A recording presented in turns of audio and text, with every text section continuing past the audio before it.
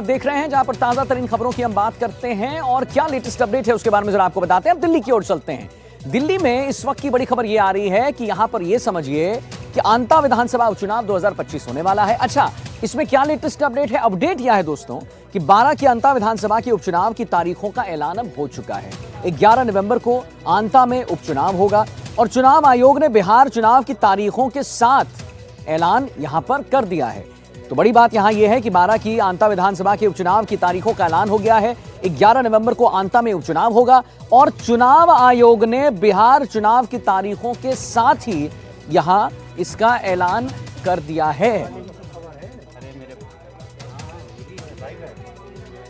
तो दिल्ली से इस वक्त की बड़ी खबर, आंता विधानसभा उपचुनाव 2025 का मामला है। यहां पर अपडेट हम आपको दे रहे हैं जहां 12 की आंता विधानसभा के उपचुनाव की तारीखों का ऐलान हो चुका है और 11 नवंबर को, जैसा हमने पहले भी बताया, यहां आंता में उपचुनाव होगा। अच्छा, चुनाव आयोग ने बिहार चुनाव की तारीखों के साथ ही इसका ऐलान किया है। जरा यह भी एक हाईलाइटिंग पॉइंट है, इसे भी समझने की जरूरत है कि बिहार चुनाव की तारीखों का अभी कुछ देर पहले ऐलान हुआ है और आंता चुनाव भी उसी के साथ देखने को मिलेगा।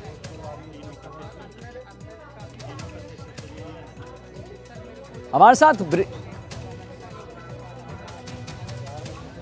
साथ ब्रिजेश जी जुड़ रहे हैं इसी खबर पर और जानकारी देने के लिए।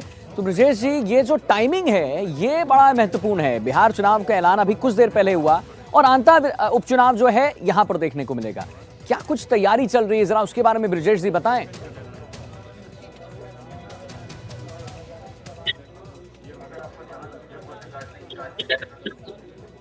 ब्रिजेश जी।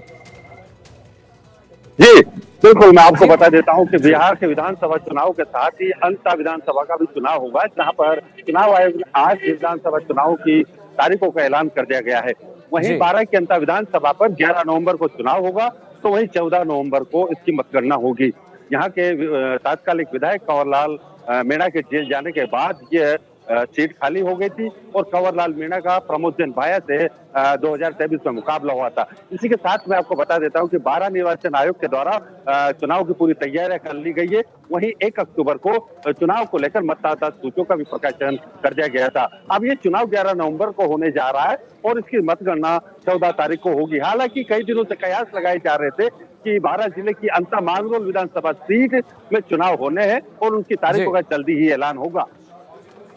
चलिए ब्रिजेश जी, जरा एक और बात बताइए कि यहां पर क्या तैयारी हो रही है कि इस बार बड़ा स्मूथली उपचुनाव हो जाए, इलेक्शंस हो जाए, उसके लिए क्या तैयारी, प्रशासन, पुलिस कैसे तैयार कर रहे हैं अपने आप को?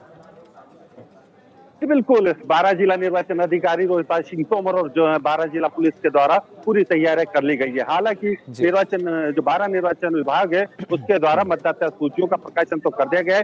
दूसरी तरफ से यहाँ पर जो पर्यवेक्षक है वो लगाए गए हैं और कर्मचारियों को इस चीज के लिए पहले से ही आदेशित कर दिया गया था कि चुनाव होंगे और तैयारी की जाए।